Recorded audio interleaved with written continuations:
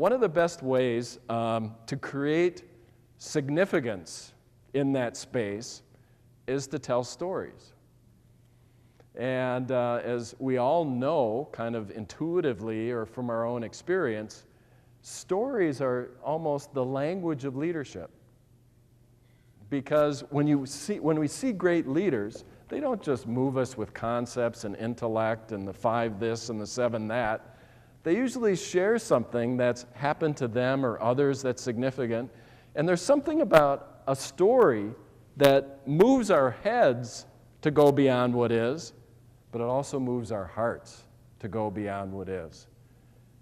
And the real job of leadership is to move us all to go beyond what is, to move us into a more life-enriching future. And to do that, stories can be that impulse and that impetus. So I'm going to start by sharing a story.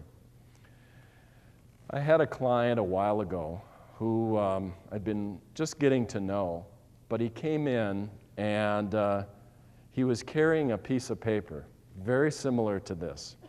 But the way he carried the paper in, it was like a sacred thing. It wasn't just, oh, here's this paper. He was almost ceremoniously walking in with it. So it really kind of caught my attention. What is this thing? I'm very curious. So he comes in and I say, well, what is this? It looks very special to you. And he says, it is. It's a photograph of my granddaughter. And I said, well, tell me more. I'd like to see it. And he starts slowly opening up this photograph. And then he opens it, and I'm wanting him to share it with me. And then he flips it over. You probably can't see it. Maybe in the front you can see it here. And it's the photograph of his premature granddaughter in his hand.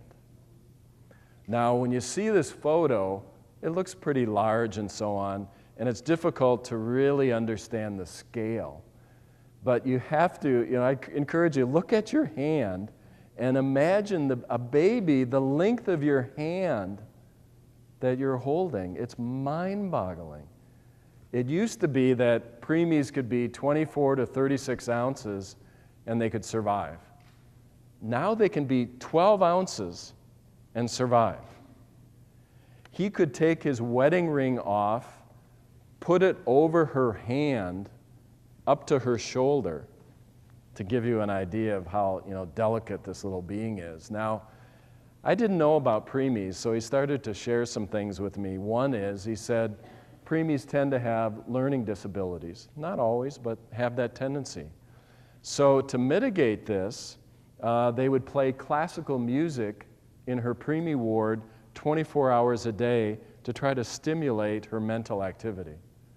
And then relatives would come in 2 to 4 hour intervals and massage her to stimulate, her physical development. And this went on, and she survived, and she was, thank goodness, fine. And now she's about 10 years old. And she was walking through her parents' home the other day, and there was music playing. And her mother was in the kitchen just tidying up, minding her own business. And the child comes kind of stumbling and mumbling into the kitchen, music, touch me, my box. And the mother said, no, it couldn't be. It couldn't be. And then the mother falls into a chair in the kitchen and is getting a bit confused and overwhelmed, and the child is getting more lucid and clear. And the mother says, what did you say? And the child responds, this is the music you played when I was in my box and you touched me. Now at that point, the mother, first of all, is going, how is this possible? Children don't have memory or cognitive ability at that age, right? I know all the science and so on, but how is that possible? Now what it illustrated to me was, as human beings, we have a heck of a lot more potential than we think we do. And the potential to absorb and metabolize our experience is mind-boggling. Mind-boggling. We may not remember everything from our past, but it doesn't mean that it's not within us, deposited somewhere, somehow. And therefore, the responsibility to us as leaders is huge. Because as leaders, we play music. We call it culture, but it's as tangible as music is.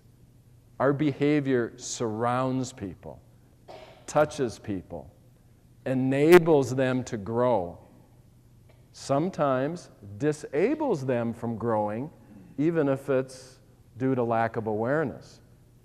But our behavior as leaders is not neutral. It's like in physics, every action has a reaction. Behavior is not neutral. It encourages and inspires life, or it detracts.